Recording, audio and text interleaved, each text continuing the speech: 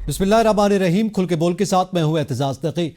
आज के प्रोग्राम में हम बात करेंगे, एक तो नामुंतखब अमरीकी सदर ट्रंप के मशीर रिचर्ड ग्रैनल ने एक मरतबा फिर आज जो है वो वही ट्वीट किया है फ्री इमरान खान के हवाले से, जो कि पहले उन्होंने किया था। उस पर पाकिस्तान में मौजूद एक सहाफ़ती तबका जो है वो पहले भी तनकीद कर रहा था, अब भी शदीद तनकीद की जा रही है। लेकिन ये मामला क्या है, इस पर बात करेंगे। इसके साथ साथ हम जिक्र करेंगे कि मदारिस रजिस्ट्रेशन का मामला था, जिसमें मौलाना फजल रहमान की आज वज़ीर आज़म पाकिस्तान से मुलाकात हुई है, जिसके बाद उन्होंने मीडिया से गुफ्तगू करते हुए उम्मीद का इजहार किया है कि 1 से 2 दिन में उनका मामला जो है वो हल हो जाएगा। इसके साथ साथ जस्टिस जमाल बंदोखेल ने जो रिमार्क्स दिए हैं बिलखसूस पाकिस्तान में आइन के हवाले से और इदारों के हवाले से, उस पर भी बात करेंगे। और इसके साथ साथ उन्होंने जो पुलिस की कारकर्दगी है बिलखसूस प्रोसिक्यूशन के हवाले से भी शिकायत की है, तो उसका भी जिक्र करेंगे। पैनलिस्ट में हमारे साथ मौजूद हैं बतूल राजपूत, सलमान हैदर, जावेद हुसैन और सलमान अनीस। मैं बतूल, सबसे पहले तो आपसे जानना चाहूँगा, आपके इल्म में है रिचर्ड ग्रेनर के ट्वीट के मामले पे लेके पाकिस्तान में बड़ी तनकीद भी हो रही है और कहीं पे उसकी तारीफ भी हुई है, एक मरतबा फिर उन्होंने रीट्वीट किया है। अब आप क्या समझती है, पाकिस्तान में एक बड़ा सहाफ़ती तबका है जो मुसलसल उन पर तनकीद कर रहा है, और शायद ये तासुर है कि उनकी तनकीद की वजह से उन्होंने एक मरतबा फिर वो ट्वीट कर दिया है और वो ज़्यादा एक्टिव हो गए हैं, तो क्यों परेशान है पाकिस्तान का ये हमारा बिलखसूस सहाफ़ती तबका? देखिए ना कि ये तो बहुत ओपन फैक्ट है कि इमरान खान की एक इंटरनेशनल सपोर्ट है और उनकी जो इंटरनेशनल पीआर टीम्स हैं वो भी बहुत स्ट्रांग है। और इसके अलावा उनकी अपनी एक पर्सनल लॉबी है जो कि मोस्टली इस लेवल के लीडर्स की होती है। तो शुरू शुरू में तो जब 1 डेढ़ साल पहले अमेरिका और कोई ट्वीट हो जानी और कहीं किसी कहीं जलसा हो जाना या कहीं धरना हो जाना यूएन में कुछ लोगों के स्लोगन्स, इसको हम बहुत हाइप दे देते थे। लेकिन कुछ लोग ये भी कहते थे कि ये तो फख्र की बात है कि एटलीस्ट एक लीडर इस लेवल पर डिस्कस हो रहा है, क्योंकि इसकी डिफरेंट पर्सपेक्टिव है ना कि आप लेते किस तरह से। तो अगर पाकिस्तान में कोई लीडर किसी भी लेवल पर डिस्कस हो रहा है, तो पहली बात तो हमें इतना इनसिक्योर नहीं होना चाहिए कि ये, मैं बिल्कुल एक जर्नलिस्टिक पॉइंट ऑफ व्यू से बात कर रही हूँ, it has lot to do with ethics. क्योंकि अगर कोई कहीं डिस्कस हो रहा है तो आप पहले तो प्रूफ लेके आए ना कि वो पेड कैंपेन चला रहा है या वो पाकिस्तान के खिलाफ है। जो इमरान खान ने खत लहराया, जो साइफर का केस था, वो इससे बिल्कुल अलग है।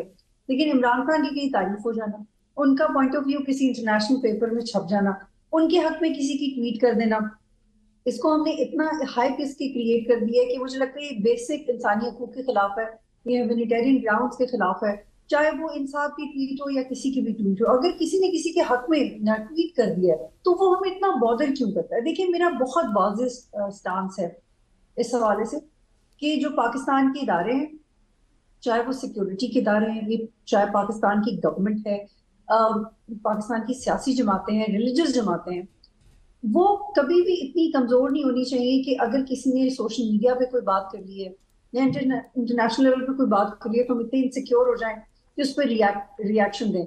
और आप तो पर्टिकुलरली सहाफियों की बात कर रहे हो मेरे भाई, सहाफियों में तो इतनी ज्यादा पोलराइजेशन है कि एक सहाफी अपने केस में तो किसी को सपोर्ट कर रहा होता है अगर उस तरह की सिचुएशन में वो खुद भी रहा हो, लेकिन इसके बरक्स अगर वो किसी ऐसे सिचुएशन में चल जाए जो उस पर्टिकुलर सहाफी को सूट कर रही है तो हम नहीं करते एक दूसरे की फेवर में बात।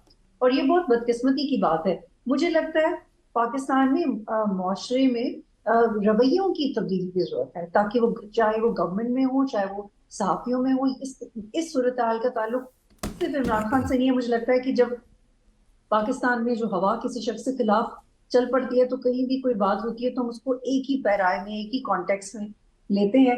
एक तो ये इसका जवाब था। दूसरा ये था कि मुझे नहीं लगता कि इमरान खान की इतनी सपोर्ट है एक्चुअली कि वो उन्हें जेल से बाहर निकाले। एक तो एक उन्होंने कहा कि उन्हें जो चाहे सपोर्ट करे, और दूसरा कि इतनी अमरीकी सपोर्ट नहीं है, इतनी उनकी लॉबी स्ट्रांग नहीं है जितना गवर्नमेंट डर जाती है या जितना सहाफी खुश या नाराज हो जाते हैं। आप इसको बॉदर इसलिए करें क्योंकि आप इसकी डायनेमिक समझते नहीं है। इमरान खान की कुछ करीबी दोस्तों ने कहा कि ट्रंप ने कहा है कि जी मुझे पता है कि मेरा दोस्त जेल में है। क्या कर लिया ट्रंप साहब ने आके? देखिए, उनके उनके अपने इतने इश्यूज हैं अमेरिका में, इन्फ्लेशन है, उनके हेल्थ के रिफॉर्म्स फंसे हुए हैं उनकी पिछली गवर्नमेंट से, वो वॉर से बाहर निकलना चाहते हैं पैलेस्टाइन के ऊपर अमेरिका की स्टांस है। Why would they bother Imran Khan? आप देखिए सही। उनकी प्रॉक्सिमिटी में तो देखे ना, एक नरेशन की हद तक तो हो सकता है एक नैरेटिव बात की हद तक तो हो सकता है, लेकिन क्या ऑल द वे ट्रंप ने कॉल करवा दी? पहली बात तो कॉल्स का जमाना नहीं है, क्योंकि अमेरिका का कोई इंटरेस्ट नहीं रहा यूएस पुल आउट के बाद पाकिस्तान में। अब सोशल मीडिया पे पीटीआई उस पर खुश हो जाए या नून लीग उस पर नाराज हो जाए, उससे बॉदर नहीं कोई हमें फर्क नहीं होना पड़ना चाहिए। चाहिए। अमेरिका अपना नेशनल इंटरेस्ट देखे, आप अपना नेशनल इंटरेस्ट देखें। इमरान खान की पीआर है, आप भी अपनी पीआर बना लें। आप भी इतनी इंटरनेशनल पीआर एजेंसीज हायर करने हो, आप भी डिस्कस हो। अगर नवाज शरीफ नहीं डिस्कस हो रहे तो उसमें इमरान खान के क्या कसूर? ठीक है, अच्छा आप नवाज इस शरीफ would have a better team at international level। ठीक है आप बतूल, जी बिल्कुल आपका ये पॉइंट आ गया। सलमान, मैं एक तो रिचर्ड ग्रेनल वाला मामला है, इस पे भी अब मजीद भी बात करते हैं, इसके इम्पैक्ट पे भी, और हमारे जो पाकिस्तान में जो रिस्पांस आता है जिस तरह से उस ट्वीट पे बात की थी। लेकिन इसके साथ साथ हमारे वजीर मनसूबाबंदी हैं एहसन इकबाल साहब, उनका एक पुराना ट्वीट है ट्रंप के हवाले से जो कि इस वक्त गर्दिश कर रहा है, और वो जो है यूएस एम्बेसी ने उस पर जो है वो नोटिस लिया है। तो आप क्या समझते हैं कि रीट्वीट किया गया है उनकी जानिब से, तो वो आपके इल्म में है सारा मामला, और आप क्या समझते हैं? ज़ाहिर है नई एडमिनिस्ट्रेशन में जो अमेरिका की नई एडमिनिस्ट्रेशन है वहाँ पे इतना कीनली इन चीज़ों को देखा जा रहा है, वहाँ पे रीट्वीट किए जा रहे हैं इस किस्म के, जो कि ट्रंप के अगेंस्ट हमारे मौजूदा जो वजीर हैं उस वक्त वो मिनिस्टर थे या नहीं थे। तो ये जो बार बार अमेरिका की जानिब से ये बात की जा रही है, इस पर आप क्या कहते हैं? अच्छा, कि मेरा जहां तक ख्याल है ना, वो ले रहा है रिचर्ड गनेल पाकिस्तानियों का चेजाब बहुत जबरदस्त तरीके से, और पाकिस्तानी भी उस चीजे में बड़ा एंजॉय कर रहे हैं। और इतना आम नहीं था ये बंदा, इससे पहले आप लोगों ने जिक्र नहीं सुना, मैंने थोड़ा जिक्र सुना था उस वक्त के, ये इंटेलिजेंस का डायरेक्टर भी था लास्ट टाइम जब डोनाल्ड ट्रंप थे। लेकिन हम ना, आप यकीन जाने, हमारी बेवकूफियों की वजह से, बेवकूफियां क्या कहेंगे, अकल हो तो कोई बात करें। हमने इससे पहले भी ना रिचर्ड गरनेल को, अमरीकियों को भी समझ लिया कि जो लो जी, ये भी, इसको भी इद्दत निकाह केस की तरह ना, इसकी भी जरा करेक्टर असैसिनेशन कर लेते हैं, इसको भी जरा थोड़ा सा कर देते हैं। भाई उस मुआशरे में ये चीज मायूब समझी जाती है, लेकिन जिस तरीके से आपने, हर ये कोई गलती से नहीं हुआ, ये बड़ा सोच समझ के इंटेंशनली उसकी किरदार कशी आपने शुरू की, तो वो इमरान खान तो उसके लिए पारस बन गया है। जहां मैंने उसकी पूरी हिस्ट्री देखी है, उसको 10-12 हजार से ज्यादा उसका रीट्वीट नहीं होता था। और जिस बंदे को बैठे बिठाए अमेरिकी जैसे मुआशरे में 10 मिलियन, 1 करोड़ रीट्वीट मिल जाए, तो वो क्या करेगा? इन लोगों ने उसके बाद जो पाकिस्तानी सहाफी हैं, अल्लाह उन सबको सहाफत कराए और दिखाए भी, उन्होंने ना इस बंदे की और या डोनाल्ड ट्रंप एडमिनिस्ट्रेशन की जिद बना देना इमरान खान को, ये अपनी बेवकूफियों की वजह से। फिर जिस तरीके से ट्वीट डिलीट किए गए, फिर एक डॉक्यूमेंट्री उसकी मदाह के अंदर बना दी गई, और ये जो काम शुरू हुआ हुआ ना, ये उसकी, हमने जानबूझ के जिद बना देना उसको। अब कुछ भी है, वो है तो अमेरिकी एडमिनिस्ट्रेशन का, और ट्रंप की आने वाली जो एक टीम है उसका एक अहम तरीन मेंबर है। अब अहम तरीन मेंबर है, चाहे इसके कि उसका पाकिस्तान से कोई ताल्लुक नहीं है, उसको जिस चीज का आताशी बनाया गया है, या जिस चीज का उसको डेजिग्नेट किया गया, वो वेनेजुएला और मेरे ख्याल सीरिया वगैरह की कोई साइट्स हैं। लेकिन पाकिस्तान में रोज एक ये काम शुरू हो चुका, उन्होंने उसकी कैरेक्टर असैसिनेशन शुरू कर दी, ये कर दिया। अब भाई उसकी एक लॉबी तो है ना, तो भाई उसी की लॉबी को देखते हुए आप जरा अब बताएं एहसन इकबाल साहब, अभी मरियम नवाज साहब के आने ट्वीट, जिसको ब्रिटिश हाई कमीशन जो है जिसको हाईलाइट करेगा जी, माजी में, तो ये सब इन्होंने कहा है, उस वक्त तो सोच के बोले नहीं। तो ये सब चीजें तो अभी छुपाना मुश्किल है। तो ये मुझे ऐसा लगता है कि ये जानबूझ के एक जिद बना देंगे, अदरवाइज कुछ भी नहीं है। पाकिस्तानी के पास शायद मेरे का काम भी कोई नहीं है, साफियों के पास वो सलमान, सारा आप क्या काम समझते हैं शोकेस अभी में जिद लगे। बनाएंगे या बन चुकी है? वो सर, मैं वो एक बंदा, आप उसके जरा ट्वीट्स देखें, वो आज कितना अप्रिशिएट करके कह रहा था, देखे मैंने 10 मिलियन ट्वीट ले लिए, तो वो तो इमरान खान ने तो उसको मशहूर कर दिया, वो तो इतना मशहूर था ही नहीं। अब सही। पाकिस्तान में हर बच्चा बच्चा रिचर्ड गरनेल को जानता है। जब रिचर्ड गरनेल को इतनी मशहूरी मिलेगी, तो वो क्यों नहीं हर 4-6 दिन बाद, 8 दिन बाद वो ये करेगा? आपने उसको पाकिस्तान के टॉप मीडिया हाउस से उसको करवा दिया, टॉप अखबार से उसको उस बंदे के करेक्टर असैसिनेशन करा दी, उसको डिलीट किया, उसने स्क्रीनशॉट के साथ उसको किया। वो तो एंजॉय कर रहा है, उसको कोई काम नहीं है आजकल, वो सिर्फ ट्वीट देखता है, वो कह रहे वाह वाह, ये तो और मेरे व्यूज बढ़ चुके हैं। ये हमारी बेवकूफी है। इन्होंने सबको पाकिस्तानियों की तरह रगेलने की कोशिश की कि जिसका मर्जी कर दे, चाहे हुकूमत के लोगों के भी करेक्टर असैसिनेशन हुई हो या अपोजिशन की भी हुई हो। यार ये कोई तरीका थोड़ी है, ये कतन कोई तरीका नहीं है। इन्होंने, इनको लग पता जा रहा है, ठीक है, अच्छा अब इनको लग पता जा रहा है। बिल्कुल सही। अच्छा, इसी पे जावेद, ये मामला जो है हमारे पाकिस्तानी सहाफ़ी जिनको ज़्यादा, जिनका टिल्ड हुकूमत की जानिब है, उनकी जानिब से बार बार तनकीद की जा रही है और यही तासुर है जिसका जिक्र भी सलमान भी कर रहे हैं कि वो जिद उनकी शायद बन जाए। लेकिन इसके साथ साथ ये जो ट्वीट वाला मामला है या ब्रिटिश हाई कमीशन ने जिस तरह से उसको हाईलाइट किया है या उनकी जानिब से अमेरिकन एडमिनिस्ट्रेशन की जानिब से पूछा जा रहा है, एहसन इकबाल वाले जो ट्वीट था, अब आप क्या कहते हैं? आपके नज़दीक इस वक्त ये सूरत हाल जो है, क्या हमारी जो इस वक्त दाखिली सियासत है उस पर असरअंदाज होगी या बस ये ट्वीट ही खेला जाता रहेगा? जी, एतजाज दो तीन जो बातें अभी सलमान साहब ने या बतूल साहिबा ने की हैं उससे मैं एग्री करता हूं कि करैक्टर असैसिनेशन है, सलमान साहब जैसे कह रहे हैं, और इसका कोई एंड नहीं है। हम जिस तरह की सोसाइटी में रहते हैं और जिस तरह के बिहेवियर्स यहाँ पर हम एक दूसरे के साथ एक दूसरे को फेस करने पड़ते हैं, उसी तरह का रवैया हम आलमी सतह पर भी उसका इजहार करते हैं।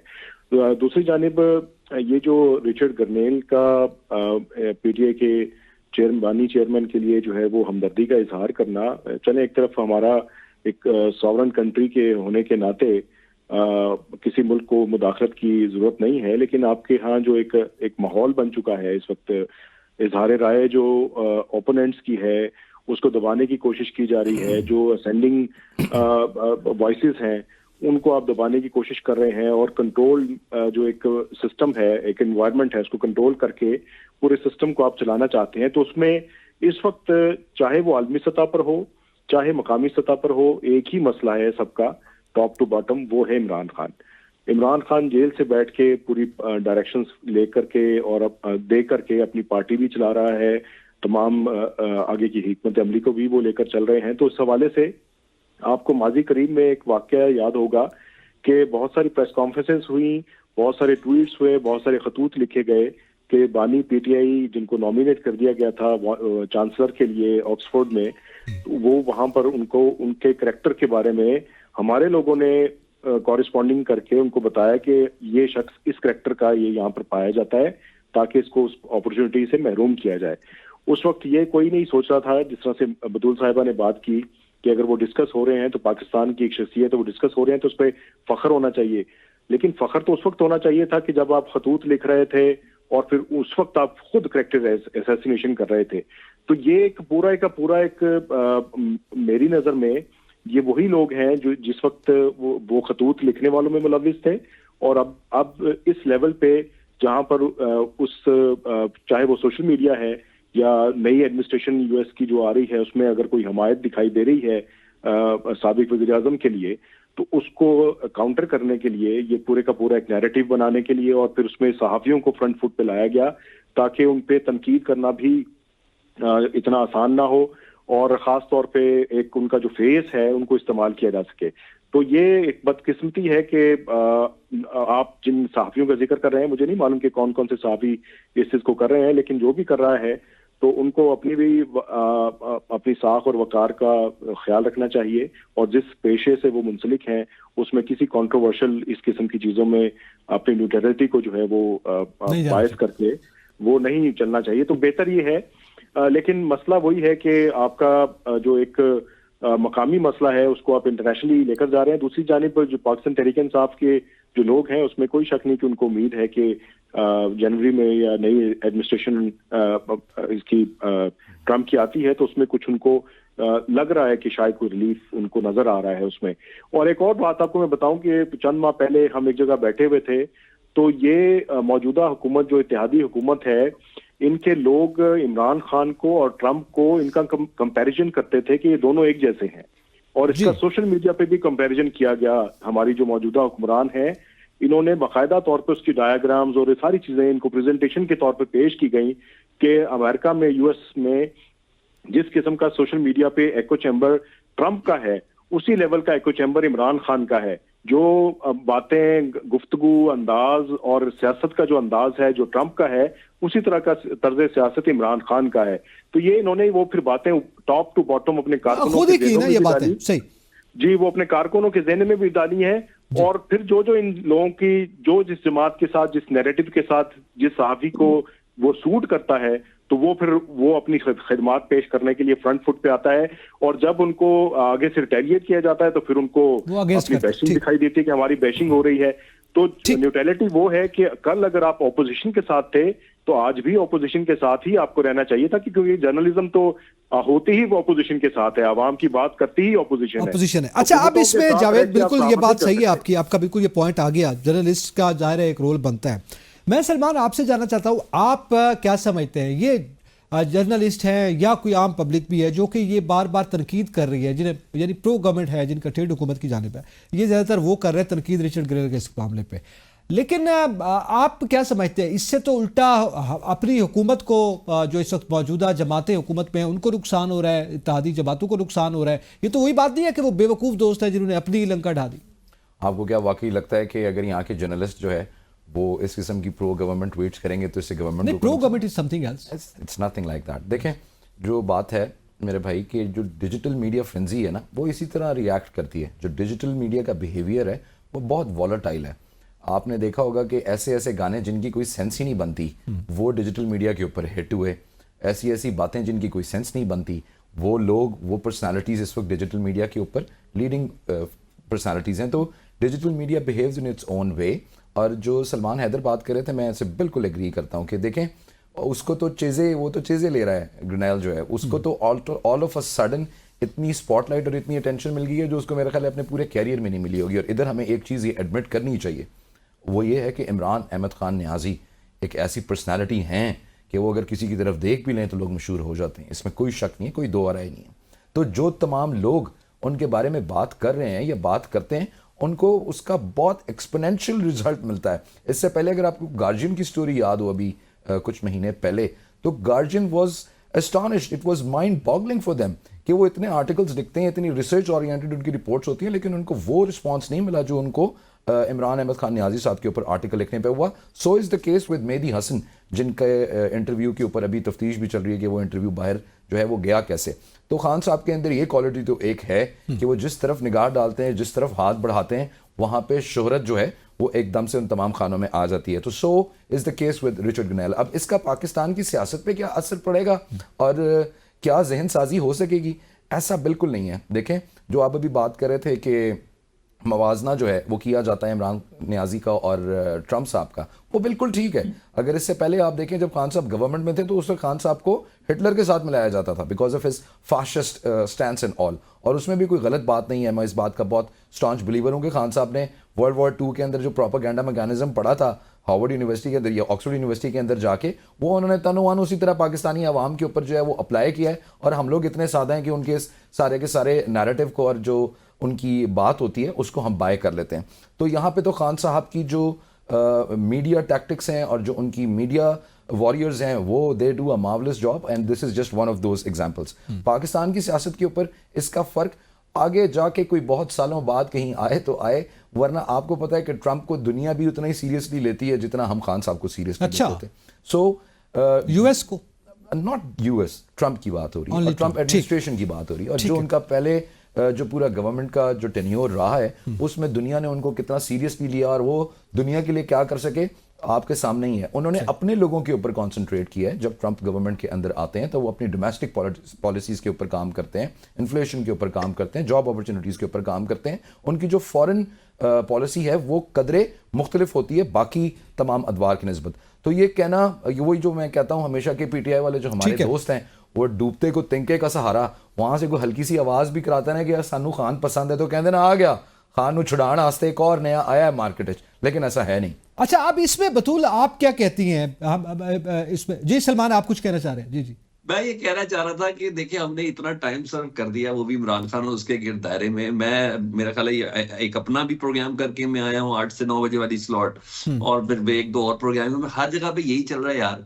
असल मामला हमारा जो था, अगर हम उस पर बात करते कि ये किसका फेलियर है कि पाकिस्तान के जो मिसाइल प्रोग्राम के जो वेंडर्स हैं उनकी 3 कंपनियों के ऊपर पाबंदी लग गई है, क्या ये अचानक हुआ है? असल इस पे हम गुज़िश्ता रोज कर चुके हैं सलमान, यकीनन। मैं एक सिर्फ इनपुट इस पे देना चाहता हूँ, मुझे ये बता दें क्या उसको निहारी खिलाते हैं आप?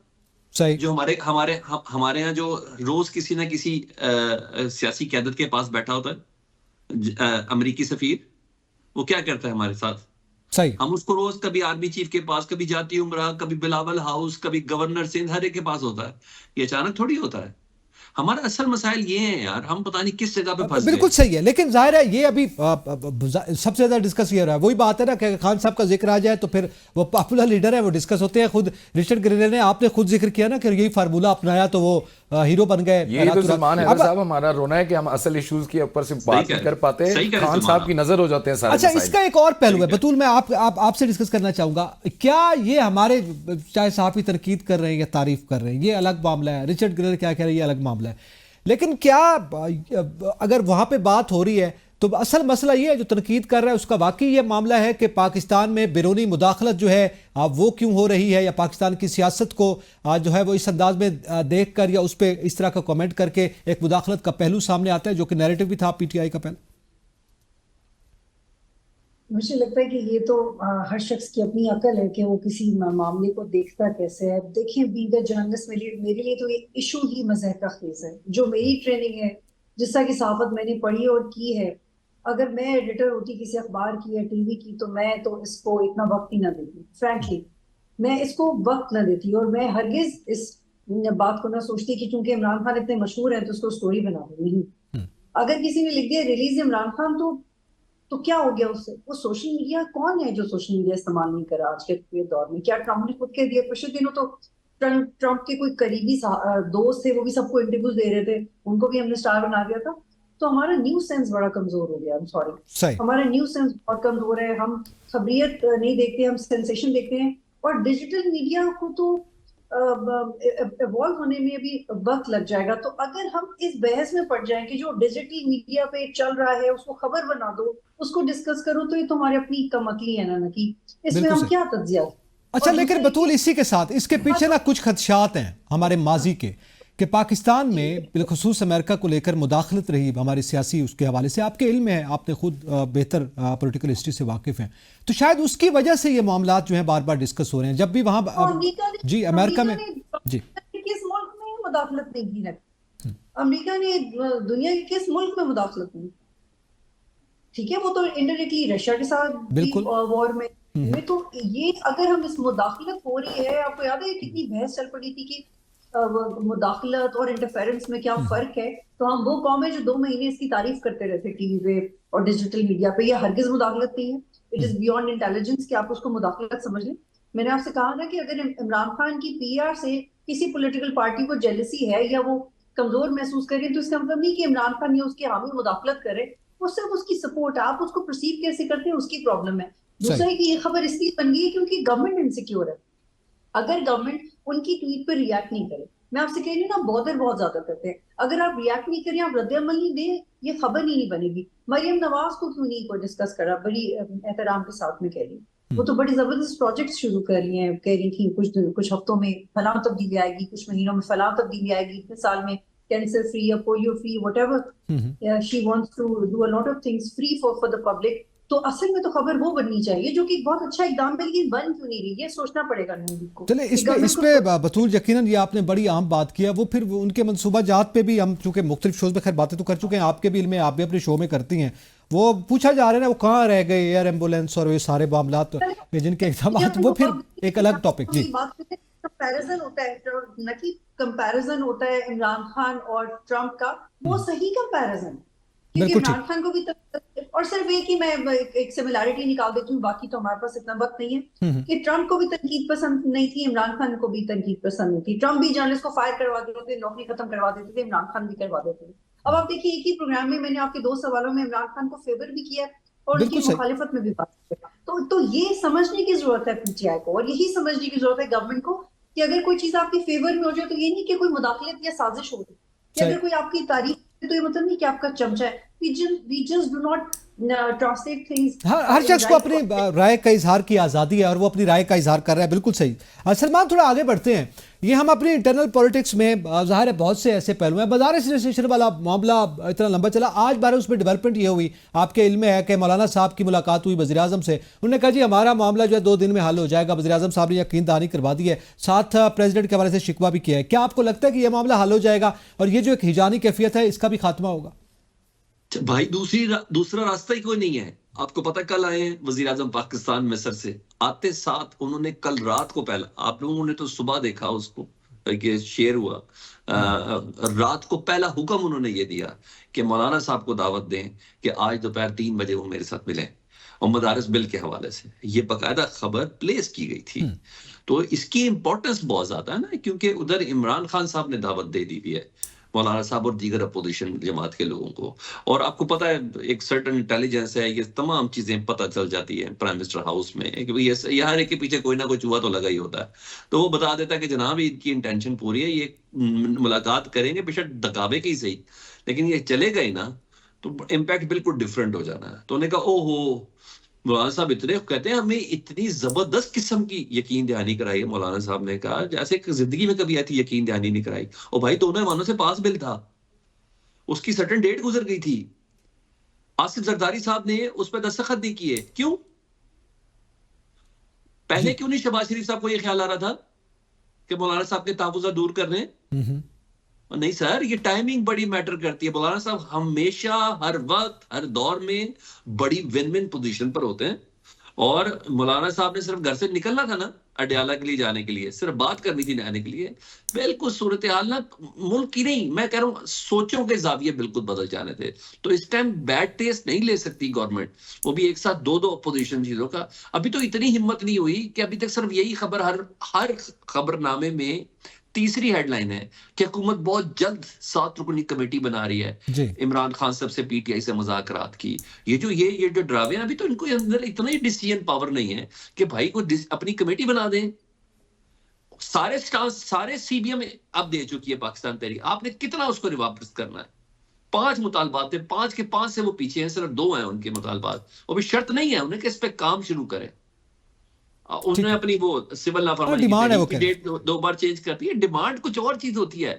भाई जो सीबीएम है ना, आपको एतमाद हो एक दूसरे पर, ले जी मैंने सिविल नाफरमानी की तहरीक का जो कॉल दी थी मैंने उसको फिर पोस्टपोन कर, 2 बार उसने पोस्टपोन कर दी। उसने कहा था जितने भी लोग हैं समेत इमरान खान साहब की उनकी रिहाई हो, 26वीं यानी तरमीम रिवर्ट हो, तब जाके होगा ये तमाम, मैंडेट वापस हो तब जाके मुज़ाकरात होंगे। उन्हें मैंडेट का है ये हमारा मुतालबा, लेकिन मुज़ाकरात के लिए नहीं है। अभी मुज़ाकरात के लिए 2 चीजें जी, हमारा 9 मई और 26 नवंबर वाला हमारा आप जुडिशल कमीशन बना दें, और जितने अंडर ट्रायल लोग हैं जिनकी ड्यू है जमानत, कन्विक्शन नहीं है, जिनकी जमानत ड्यू है, आप उनको रिहा कर दें।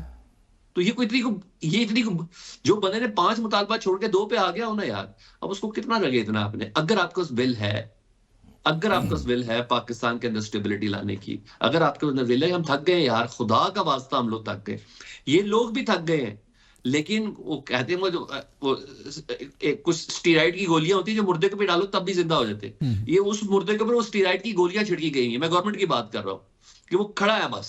ठीक है, अब जाहिर है उसमें क्या डेवलपमेंट होती है, उसमें फिर मौलाना साहब वाला जो फैक्टर है जिस तरह से उसको डील किया जाता है, तो फिर क्या वजह है कि पीटीआई को भी उस तरीके से डील नहीं किया जाता? ये सवाल अपनी जगह मौजूद है। सलमान साहब ने जो है ना वो मौलाना के जवाब के अंदर खान साहब वाला है जी बिल्कुल सर, वो उस पर आते हैं। मैं बिल्कुल सलमान साहब, ब्रेक का वक्त हुआ है, ब्रेक के बाद इस पर मजीद बात करते हैं। नाजरीन साथ रहिएगा। Welcome back. जरा आगे बढ़ते हैं। जावेद, आप क्या समझते हैं? ज़ाहिर है सदर ममलिकत के दस्तखत नहीं हुए या उन्होंने एतराज़ आयद किया, फिर वो स्पीकर ने जवाब दिया जो आप मौलाना साहब ने गुफ्तगू की। अब क्या प्रेसिडेंसी की जानिब से अब वो तो शिकायत कर रहे हैं कि खामोशी रही, लेकिन इसके बाद इसकी क्या हैसियत बनेगी? क्या ये एक्ट बन चुका, ये बिल पहले से ज़ाहिर वो कह रहे हैं मंजूर हो गया, क्या प्रेसिडेंसी की जानिब से अब कोई दस्तखत किए जाएंगे या इस तरह खामोशी बरकरार रहेगी? क्या इतलात हैं इस पर? एतजाज, आज की जो मुलाकात थी मौलाना साहब की वज़ीर आज़म से, उस मुलाकात में एक और अहम शख्सियत भी वहाँ पर मौजूद थी। पीपल्स पार्टी के 2 रहनुमा थे, उनके अलावा भी एक अहम शख्सियत वहाँ पर मौजूद थी। उनकी मौजूदगी में सारा मामला डिस्कस हुआ है। और इससे पहले आपको बताऊं कि जब ये पीडीएम के दौर में इसी बिल पे बात हो रही थी, जिससे मुतालिक मौलाना साहब ने कुछ बातें भी की हैं मीडिया पर, तो उसमें उस वक्त जो है वो एक हाई लेवल पे एस्टेब्लिशमेंट के साथ बैठ के भी इस बिल के ऊपर प्रॉपर एक बातचीत हो चुकी है। और उसमें ये जो मौजूदा बिल है इस पे एक एग्रीमेंट हुआ था मौजूदा वज़ीर आज़म और उस वक्त एस्टेब्लिशमेंट के जो आला हुकाम थे, और साथ में मौलाना फजलुर रहमान और दीगर जो स्टेक होल्डर्स थे, उन सब के साथ बैठ के उलमा इकराम भी मौजूद थे। तो इस पे बातचीत हुई थी और ये तय हुआ था कि इसी कानून को पास करवाया जाएगा। और फिर जब ये 26वीं आईनी तरमीम का मामला हुआ तो मौलाना ने वो वादा याद दिलवाया शहबाज शरीफ को कि आपने पीडीएम के टाइम पे ये हमसे वादा किया था कि वो जो बिल जो सेटल डाउन हो चुका है, जिस पे हमारी बातचीत हो चुकी है, उसको पास करवाया जाएगा। तो उस पर फिर दोबारा से जो कंसल्टेशन थी उन स्टेक होल्डर्स के साथ वो नहीं की गई। उस बुनियाद पे ये बिल पास हो गया। और फिर बाद में जब उनको ये इल्म हुआ कि वो बिल पास हो गया तो जो मुतालिका जो डायरेक्टोरेट जनरल है रिलीजियस अफेयर्स का, उनकी तरफ से और जो मुतालिका स्टेक होल्डर्स थे उस वक्त, उन्होंने फिर एतराज किया जी कि आपने हमसे दोबारा मुशावरत नहीं की, और उसकी वजह से वो ऐवान सदर में उसको होल्ड कर लिया गया। लेकिन अभी ये बताया जा रहा है कि आज की जो मुलाकात है उसमें मौलाना साहब बहुत खुश वहां से निकले, और मेरी जो बात हुई थी उनसे, उन्होंने बताया कि मुमकिन तौर पर मंडे को या ट्यूसडे को इसका नोटिफाई हो जाएगा, इसका गजट नोटिफिकेशन। लेकिन दूसरी जानिब जो इतलात आ रही हैं वो ये हैं कि मौलाना साहब को खुश करने के लिए वज़ीर आज़म साहब जो है वो ये कानून भी पास करवाने का प्रोग्राम बना चुके हैं। और दूसरी जानिब जो दीगर जो मदारिस हैं, जिसमें 10 जो मदारिस हैं वो अलग से हैं, विफाक अलग से हैं, उनका जो निज़ाम है वो उसी तरह से चलता रहेगा, वो पैरेलल उसमें शायद वो चलता रहे। तो इस तरह से इसको दोनों चीज़ों को पैरेलल चलाने का प्रोग्राम है ताकि मौलाना साहब किसी बड़ी तहरीक की तरफ ना जाएं और एक नया महाज ना खोला जाए। और दूसरी जानिब जो ये भी चीज़ है कि क्योंकि आज जो है वो वज़ीर आज़म की ख्वाहिश पर मौलाना साहब मिलने के लिए गए थे, तो वज़ीर आज़म की ख्वाहिश सिर्फ इस बिल से मुतालिक नहीं थी, और मौलाना साहब से वो दीगर जो मामलात हैं जो सियासी इस वक्त पीटीआई के साथ और बानी पीटीआई के बयानात हैं और आगे की मुज़ाकरात की जो बात चल रही है, उस हवाले से भी उन्होंने कुछ चीज़ें डिस्कस करनी थी। और उसमें फिर अब ये दिखाई दे रहा है, और जो कुछ हमारे दोस्त हैं वो ये बता रहे हैं कि मौलाना साहब के आने वाले वक्त में और महमूद खान अचकज़ई जो कि एक दूसरे से भी बहुत करीब हैं, तो मुमकिन तौर पर अगर कोई मुज़ाकरात की बातचीत आगे बढ़ती है तो उसमें फिर बतौर गारंटियर के ये साहिबान उसमें मौजूद होंगे। और ये मौलाना साहब की जेल में मुलाकात की वाली बात जो है वो आज की नहीं है। ये बानी पीटीआई ने बहुत टाइम पहले जब मौलाना लंदन के दौरे पर गए थे 10 रोज के, उस रोज फैसल चौधरी जो लॉयर हैं वो मौलाना से मिलने के लिए आए। उन्होंने पैगाम दिया था कि आप वो ख्वाहिश का इजहार किया है बानी पीटीआई ने कि वो मौलाना से मुलाकात करना चाहते हैं, तो मौलाना ने कहा था कि मैं वापस आके इस पर गौर करूंगा। तो बानी पीटीआई जो है वो एक तरफ ये सोच रहे हैं कि पीडीएम 2 की तरह की एक तहरीक जो है वो तश्कील दी जाए, और अगर सूरत हाल किसी तरफ नहीं जाती तो इन तमाम ओपोजिशन लीडर्स को इकट्ठा करके एक तहरीक की शक्ल दी जाए। तो मेरे ख्याल में वज़ीर आज़म और उनके जो इत्तेहादी हैं वो फोर्स ही कर रहे हैं कि आने वाले वक्त में इस तरह का कोई इत्तेहाद बने, तो बेहतर है कि इन चीजों को जो है वो डिवाइड रखा जाए। उसको पहले ही डिफ्यूज करना चाह रहे हैं। ठीक है जावेद, बिल्कुल आपका ये पॉइंट सामने आ गया। और मौलाना साहब जो है वो फिर दोनों तरफ से एक इंपॉर्टेंस रखते हैं। सलमान, ज़ाहिर है आप जिक्र कर रहे थे ना कि ज़ाहिर है उनका जिक्र मुज़ाकरात वाला और पीटीआई का भी दरमियान में आ जाता है। ज़ाहिर है जब मौलाना साहब के साथ बात हो रही है, उनके मामलात को जिस अंदाज में हल किया जाता है हुकूमत की जानिब से, क्या बजाय पीटीआई के अब तो वो मुतालबात उन्होंने कट टू साइज कर दिया ना, काफ़ी हद तक वो 2 मुतालबात पे आ गए हैं, और वो जुडिशल कमीशन है या जो बेकसूर कैदी हैं उनकी जेलों से रिहाई है, यहाँ तक वो आ गए हैं। तो अब क्या मामलात हैं, क्या इस दरमियान जो है वो कहते हैं ना कि मसला फंसा हुआ है, किस पॉइंट पे मामलात फंसे हुए हैं? खान साहब की रिहाई की हवाले से आप बात करें कि कहाँ पे मामलात फंसे हुए हैं, वहीं पे मामलात फंसे हुए हैं। मुज़ाकरात की बात करते हैं, दूसरी तरफ धमकियां देते हैं। तो अब 2-3 चीज़ें जो गवर्नमेंट ने रिक्वेस्ट की है पीटीआई से और खान साहब की जो मशावरती कमेटी है उससे, उन्होंने कहा कि जी 2 चीज़ें आपने लाजमी करनी। नंबर 1 तो कि you have to stay off the streets, ये जो मुजाहिरों वाला और धरनों वाली जो कहानी है इसको तो ज़रा प्लीज़ ऑफ करवाएं। और दूसरा यही जो अभी जहाँ से सारी गुफ्तगू शुरू हुई है कि जो इंटरनेशनल खतूत नवीसी और आर्टिकल नवीसी है इसके ऊपर ज़रा कंट्रोल करें, क्योंकि उससे एट लार्ज पाकिस्तान की बदनामी होती है।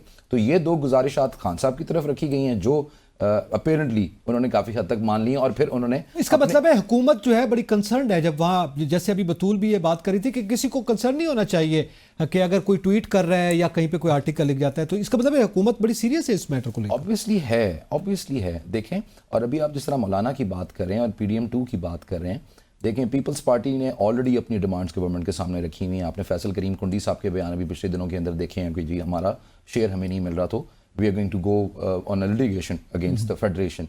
तो पीपल्स पार्टी भी गेयर अप हो रही है। मौलाना के जो मामलात हैं ये मदारिस के और जो दूसरी तीसरी जो चीज़ें हैं उसके हवाले से भी है, मामलात ख़राब हैं। फिर पीटीआई भी है। तो अगर ये 3-4 चीज़ें कंबाइन हो जाती हैं तो government is going to have a very tough time. और इन सारे लोगों में इन तमाम पॉलिटिकल पार्टीज़ के अंदर गवर्नमेंट अगर किसी से सही मानों में खौफजदा है अभी के सिनारियों में तो वो मौलाना ही है। और अच्छा। जमीयत उलमा इस्लाम इसलिए क्योंकि उनकी स्ट्रीट पावर बहुत ज़्यादा है, जो क्योंकि देखें पीटीआई तो अपनी जो स्ट्रीट पावर है वो शो कर चुकी है और उसके अंदर उनको कोई खातिर खा अचीवमेंट नहीं हुई, लोग नहीं निकले, उन्हें रोक दिया गया या उनके ऊपर क्रैकडाउन हुआ, ये एक अलग बहस है। लेकिन जिस तरह की मैस मूवमेंट खान साहब जेल में बैठ के चाह रहे थे या सोच रहे थे या प्लान कर रहे थे कि मुल्क बंद हो जाएगा और डार्क हो जाएगा सारा कुछ और हम स्टोन एज के अंदर वापस इस मुल्क को भेज दो जब तक मैं वापस नहीं आता, वो अब उनको अंदाज़ा हो गया कि ऐसा कोई ना सीन है, ना वो कर सकते हैं और ना लोग उनके पीछे इस तरह आने के लिए तैयार हैं। तो अब उनका टिल्ट ज़ाहिर है मौलाना हुकूमत की उनकी तरफ, स्ट्रीट पावर से खौफजदा है मौलाना साहब। मौलाना की स्ट्रीट पावर से। यस, ठीक है। यस। अच्छा, अब इसमें बतूल आप क्या समझती हैं मौलाना साहब का जो फिनोमिना है, ये सारा मामला आपके सामने डिस्कस हुआ, आपके पास है कितने दिनों से डिस्कस हो रहा है।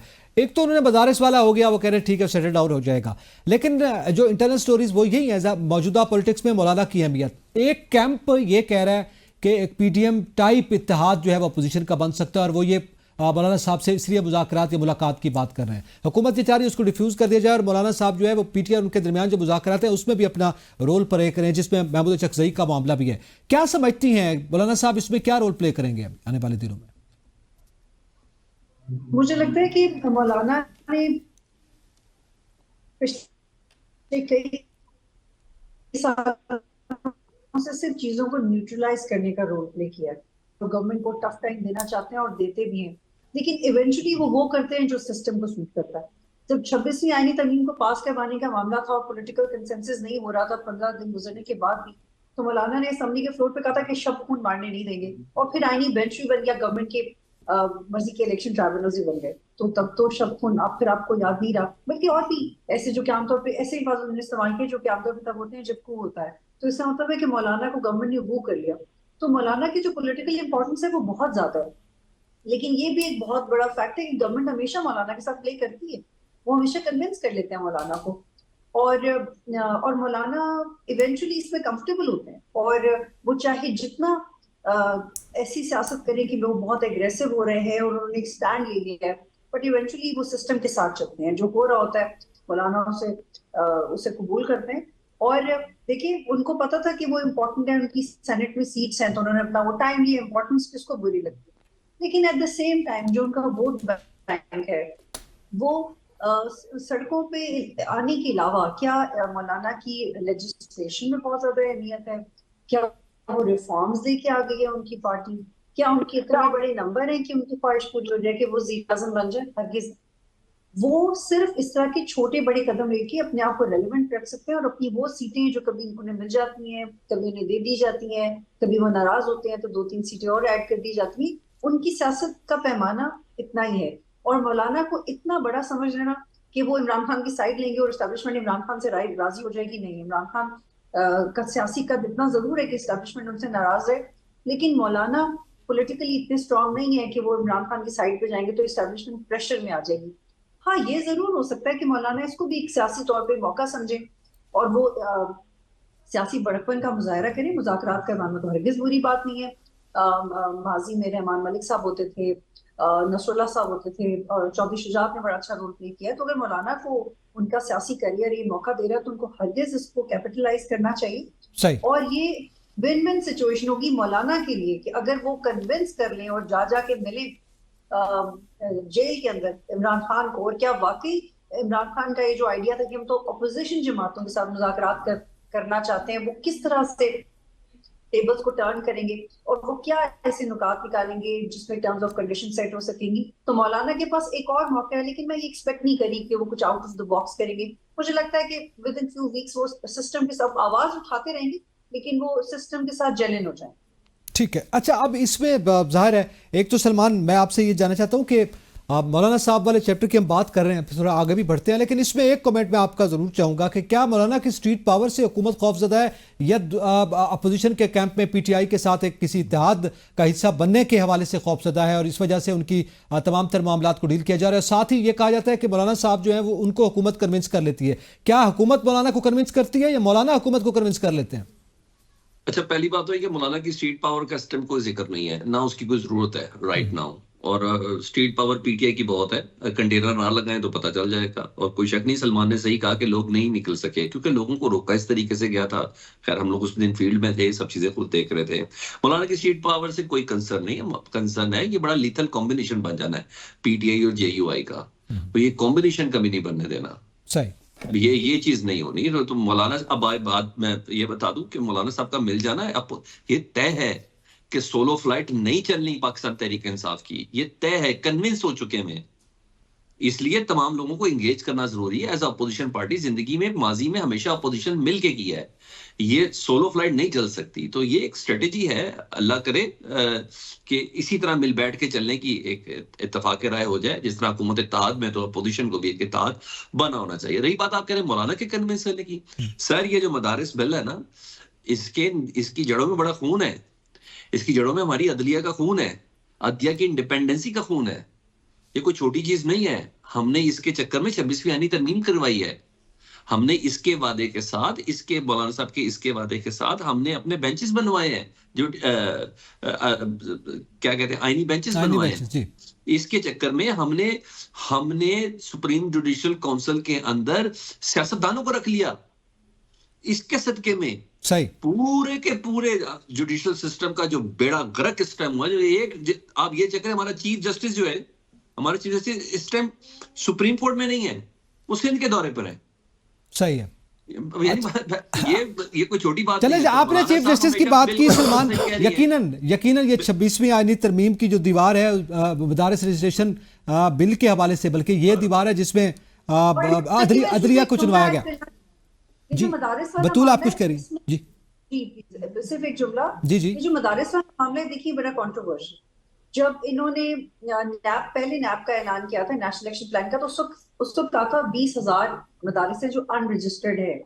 उसका कंटेंट क्या है, किताबें कहाँ से छपती हैं, सिलेबस कौन डिसाइड करता है, सिलेबस को एडिट कौन करता है, बच्चों के इम्तिहानात कैसे होते हैं, कैसे कोई पास होता है, कैसे कोई फेल होता है, किसी को नहीं पता। तो ये बहुत कंट्रोवर्शियल मामला है। इसमें सियासी और मजहबी क़यादत को यही वजह है ना। एक सवाल मौलाना कि मौलाना को 2019 में स्किप से के बाद अब क्यों याद आ गए 2024 में कि ये होना चाहिए। 2019 में जब रजिस्ट्रेशन शुरू हो गई थी या जो भी मामला थे, उस वक्त उनका होमवर्क कमजोर था, अब क्यों ये याद आया? इसका जवाब मौलाना को देना चाहिए, क्या वजह है कि बिल्कुल ये बड़ी अहम मामला है। लेकिन जाहिर है ये फिर मदारिस रजिस्ट्रेशन पे स्पेसिफिकली जो है वो हम पहले भी कर चुके हैं, आइंदा भी जाहिर इस पे बात होती रहेगी। लेकिन अब थोड़ा ji Salman quickly please, last minute हमारे पास रह गए। जी एतजाज जावेद, आप कुछ कहना चाह रहे हैं? जी जी जी, ये जो विफाक है वो दरअसल बोर्ड्स हैं जो कि सिलेबस भी तैयार करते हैं। सिर्फ जो डिमांड है इसके तहत वो ये है कि मदारिस की जो अपनी खुद मुख्तारी और आज़ादी है वो कायम रहे, ना कि वो किसी सरकारी इदारे की तरह वो काम करें और सरकारी जो असातिज़ा हैं वो उनको पढ़ाएं। ये एक मकसद इस कानून, जो ये नया बिल जो इंट्रोड्यूस करवाया था मौलाना फजलुर रहमान जिसको लेकर आए, उसमें भी ये चीज मेंशन है। जबकि डायरेक्टरेट जनरल जो रिलीजियस एजुकेशन है उसकी तरफ से आपको बताएं कि वो बाकायदा तौर पर सरकारी असातिज़ा को अपॉइंट करते हैं मदारिस के अंदर। उस पे ये एलिगेशन है कि वो जो टीचरों की अपॉइंटमेंट का मामला भी वो डायरेक्टरेट कर रहा है और बाकी जो चीजें वो भी उन्होंने अपने हाथ में ले ली हैं। 2019 में जो मुआहिदा हुआ था, वो फिर इंडिपेंडेंसी उनकी जो है वो बरकरार नहीं रहती, यानी वो इंडिपेंडेंट नहीं रहते और डिपेंडेंट हो जाते हैं। और यही बड़ा कंसर्न है मौलाना का। फिर उसके जाहिर है मुख्तलिफ पहलू भी हैं। वक्त चूँकि बिल्कुल प्रोग्राम का इख्तिताम पजीर है, तो यकीनी तौर पर जितनी भी पॉलिसीज़ हों, कानून नाफिज करने वाले इदारों के हवाले से हों, कानून साजी के मामला हो, ये तमाम तर चीज़ें जो हैं अगर वो आवाम के मफाद में है तो बेहतर, और अगर आवाम के मफाद में नहीं है तो यकीनन उस पर तनकीद भी होगी और फिर आने वाले दिनों में शायद वो वापस भी हो सकते हैं। इसी के साथ ही तमाम पैनलिस्ट का बहुत शुक्रिया। इजाज़त दीजिए, अल्लाह हाफिज़।